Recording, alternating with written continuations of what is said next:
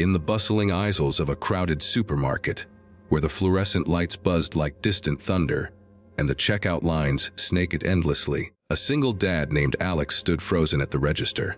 His little girl Emily clutched his hand, her wide eyes darting between the groceries piled high on the conveyor belt and her daddy's panicked face. "Daddy, what's wrong?" she whispered, her voice tiny amid the chaos. Alex patted his pockets frantically, once, twice, 3 times, his heart sinking like a stone in deep water.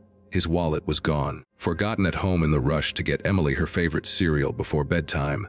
The cashier stared impatiently, the line behind him growing restless.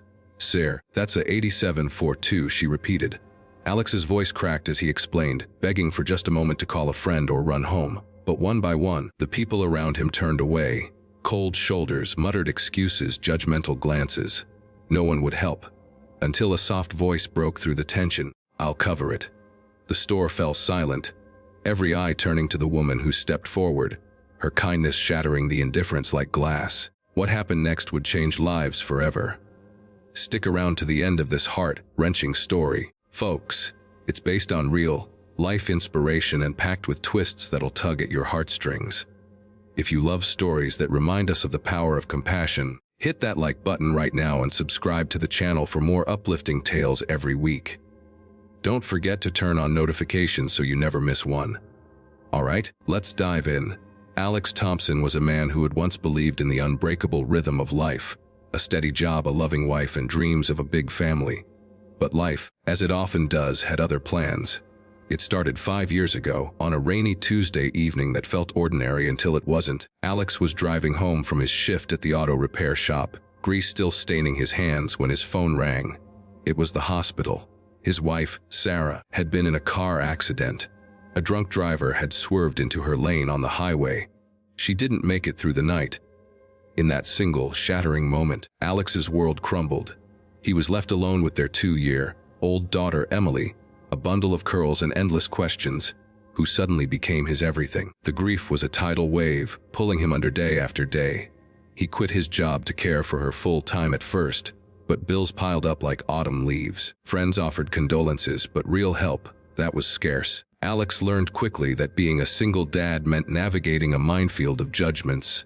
From the sidelong glances at playgrounds where moms whispered about that poor guy trying to play house, to the endless paperwork for assistance programs that never quite assisted enough. Fast forward to now, and Alex had pieced together a fragile routine. He worked nights as a delivery driver for a local pizza place, scraping by on tips and whatever overtime he could snag. Days were for Emily, dropping her off at the subsidized daycare, packing her lunches with whatever was on sale, and reading her bedtime stories from the same worn-out books Sarah had loved. Emily was 7 now, a bright spark with her mother's laugh and her father's stubborn streak. She had asthma, the kind that flared up without warning, requiring expensive inhalers and doctor visits that Alex juggled like a circus act. Money was always tight, a constant shadow lurking in the corners of their small apartment. Rent was due in a week, the car needed new tires, and Emily's school had sent home a note about needing supplies for a class project. But Alex pushed on, one foot in front of the other. Because what choice did he have? Emily was his anchor, his reason to keep fighting.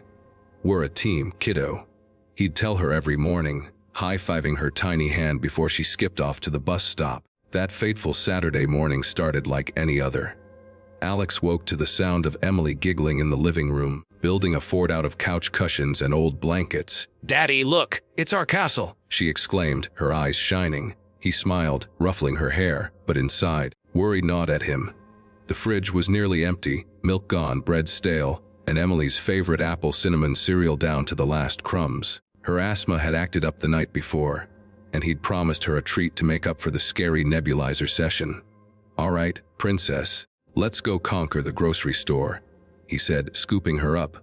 They bundled into their beat-up sedan, the one with the dented fender from a fender bender last winter, and headed to the local megamart. It was the kind of place where families shopped in droves. Aisles wide enough for double strollers, end caps piled with deals that screamed, "Save big." Alex had a mental list: milk, eggs, bread, cereal, and maybe some fruit if the budget allowed. He calculated it all in his head. 50 should cover it, leaving a buffer for gas. As they wandered the aisles, Emily's excitement was infectious. She pointed at colorful boxes of cookies, begging with those big doe eyes. "Please, Daddy. Just one." Alex chuckled, adding a small pack to the cart. "Only because you're my best girl." But as they shopped, life threw its curveball. Alex's phone buzzed, a text from his boss. "Shift starts early tonight. Be here by 5. He glanced at his watch. It was already noon. Rushing now, he loaded the cart faster, Emily trailing behind, humming a tune from her favorite cartoon. At the checkout, the line was long. Weekend shoppers with overflowing carts, chatting about nothing and everything. Alex unloaded their items, the cereal, milk, eggs, bread, apples, and those cookies. Emily stood on her tiptoes, watching the scanner beep. "That's our stuff," she said proudly. The total flashed in 87.42. Alex reached for his back pocket and felt nothing. His heart skipped, front pockets empty. Jacket. No panic set in like ice water. I must have left my wallet at home. He stammered to the cashier, a young woman named Tina with a name tag that read, Employee of the Month. Tina sighed, her eyes rolling slightly. "Sir, we can't hold items without payment. You'll have to step aside." Alex's face flushed. "Please, it's just a quick drive home. I live 5 minutes away. My daughter's here, and we need this food." Emily tugged at his sleeve. "Daddy." The people in line shifted uncomfortably. A middle-aged man behind them huffed. "Come on, buddy. Some of us have places to be." Alex turned, pleading. "Has anyone ever forgotten their wallet? I swear I'll come right back." A woman with a stroller shook her head. "Sorry, I don't carry cash." Another guy scrolled his phone. "Not my problem." Whispers rippled. "Probably a scam. Single dads these days." Alex felt the weight of their stares, the judgment burning like fire. Emily's lip quivered. "Are we in trouble?" "Daddy," he knelt, forcing a smile. "No, sweetie. Just a mix-up." But inside, shame and desperation swirled. How had he been so careless? This wasn't just groceries. It was their dinner, Emily's comfort after a tough week. The store manager appeared, drawn by the hold-up. Mr. Hargrove, a stern man in his 50s with a clipboard and a perpetual frown. "What's the issue here?" Tina explained. Alex repeated his plea. "I can leave my ID or something as collateral." Hargrove crossed his arms. "Policy is policy. No payment, no goods. Next customer." The line moved forward, people averting their eyes as Alex gathered Emily, the unpurchased items left behind. Tears stung his eyes. This was rock bottom, failing his daughter in front of strangers. As they headed toward the exit, heads down, a voice called out, "Wet?" Everyone turned. It was a woman in her late 30s, dressed simply in jeans and a sweater, her cart half full. She had short brown hair, kind eyes, and a quiet confidence. Her name was Laura Jenkins, though Alex wouldn't learn that until later. "I'll pay for it," she said firmly, stepping to the register. The store went silent. No beeps, no chatter, just stunned quiet. Tina blinked. "Sure." Laura nodded, swiping her card. "Absolutely. We've all been there." Alex stared, mouth agape. I can't let you do that. I don't even know you." Laura smiled gently. "You don't have to. Just pay it forward someday." Emily beamed up at her. "Thank you, lady." As the transaction completed, the silence lingered, a collective breath held. Then, slowly, applause started, from one person, then two, rippling through the line. The man who'd huffed earlier looked ashamed. The woman with the stroller offered a soft, "Sorry." Hargrove cleared his throat. "Well, have a nice day." Alex loaded the bags, his hands shaking. Outside, in the parking lot, he turned to Laura. "How can I repay you? Please, give me your number or address." She waved it off. "No need. But if you insist, maybe coffee sometime. I saw the little one. Reminds me of my niece." They exchanged numbers, and as Alex drove home with Emily munching on a cookie, he felt a spark of hope he hadn't known in years. But this was just the beginning.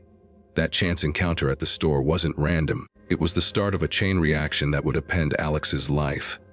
Laura, as it turned out, was a social worker at a local community center, specializing in family support. She had her own story of loss.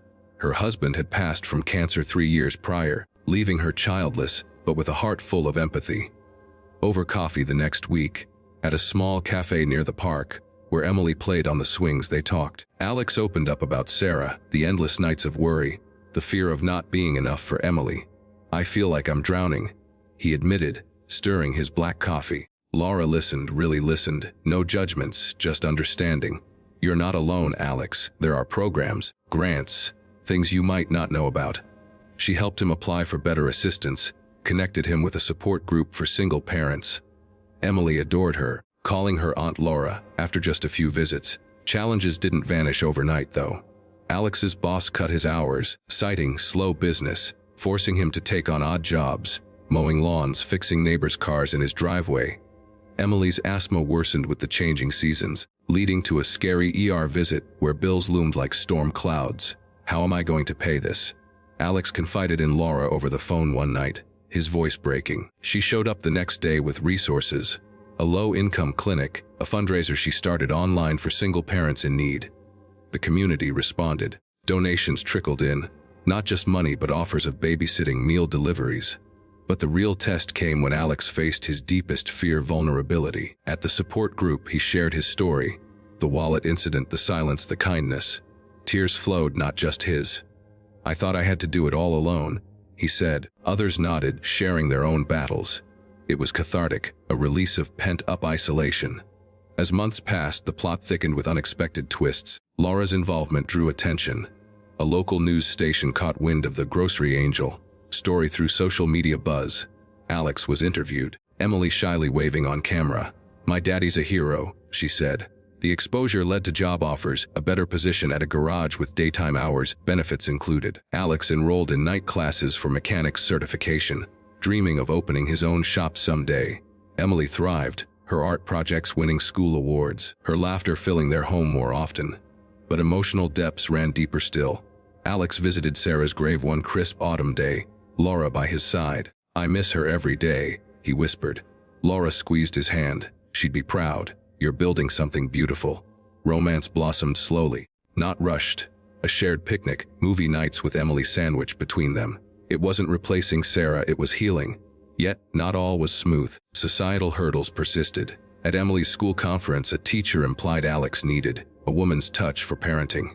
Anger flared, but Alex channeled it, volunteering at school events, proving single dads could shine. Financial setbacks hit too. The car broke down, forcing a GoFundMe that Laura helped set up. Donors shared stories. "I was that dad once. Kidness saved me." It raised enough for repairs and more, reinforcing the message: one act ripples outward. Alex paid it forward, helping a neighbor whose power was cut, buying groceries for an elderly couple. The store incident became legend in their town. Mr. Hargrove even implemented a compassion policy, allowing holds for genuine cases. Flashbacks wove through Alex's mind often. He remembered Sarah's smile on their wedding day, vowing forever. "We'll face it together," she'd said. Now, with Laura and Emily, he felt that togetherness again. A pivotal challenge arose when Emily asked about her mom. Why did she have to go? Tearful nights followed, Alex holding her close. Laura suggested therapy. They went as a family unit. Resolutions came in waves. Emily's asthma managed with better meds. Alex's certification earned, a promotion secured. They moved to a bigger apartment, walls adorned with Emily's drawings. 1 year later, at the same megamart, Alex spotted a young mom struggling at checkout. Forgotten purse, baby crying. Without hesitation, he stepped up. "I've got it." The store hushed again. But this time with warmth. Laura, shopping nearby, smiled knowingly. "Emily, now 8, whispered, "like Aunt Laura did for us." The cycle continued.